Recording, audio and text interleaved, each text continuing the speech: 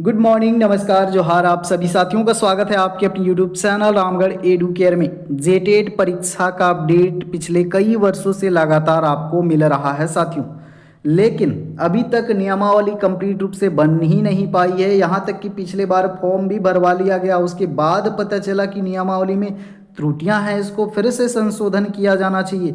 अब ये फिर से संशोधन होने के लिए चला गया है। प्रत्येक वर्ष सिर्फ नई नियमावली बनती है, फिर से पता चलता है कि इसमें कुछ त्रुटियां हैं, विसंगतियां हैं, फिर से संशोधन होता है, फिर से नियमावली बनती है और यह प्रक्रिया लगातार चल ही रही है।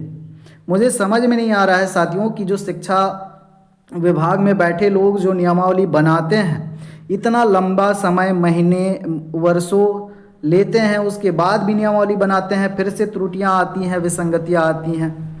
इससे पता चलता है कि वो लोग सही से, ईमानदारी से काम नहीं कर पा रहे हैं। ईमानदारी से काम करेंगे तो 2 दिन में नियमावली बन के तैयार हो जाएगी।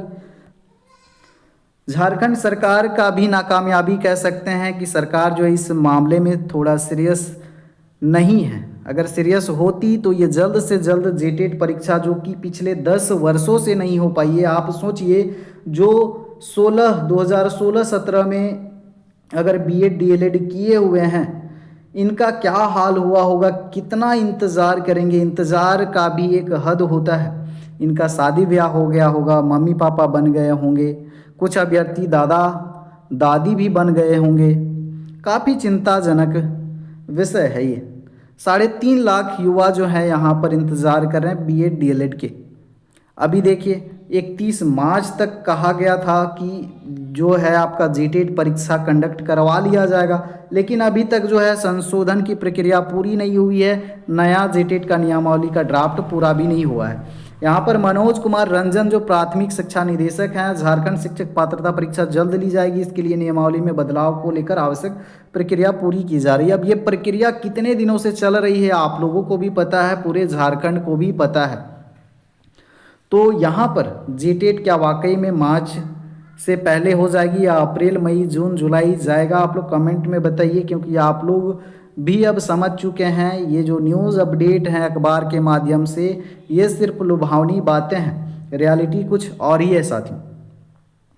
40,000 रिक्त पद तो हो गए हैं। पहले फेज में 26,000 की निकली थी बहाली, जिसमें से 10,000 अभ्यर्थियों का सिलेक्शन हुआ है। इसमें से 16,000 जो है अभ्यर्थी नहीं सेलेक्ट हो पाए, यानी कि रिक्तियां रह गई। 16,000 पद रिक्त रह गए। उसके बाद जो 24,000 बचा हुआ था, इनको मिला करके यहाँ पर 40,000 पद जो हैं खाली हैं। अंदाज़ा लगाया जा सकता है। अब 40,000 पद खाली हैं तो शिक्षा व्यवस्था का क्या हाल है झारखंड में, आप लोग अंदाज़ा लगाइए और थोड़ा समझिए बात को। देखिए, यहाँ पर प्रक्रिया जो है नियमावली में बदलाव का प्रक्रिया लगातार जारी है।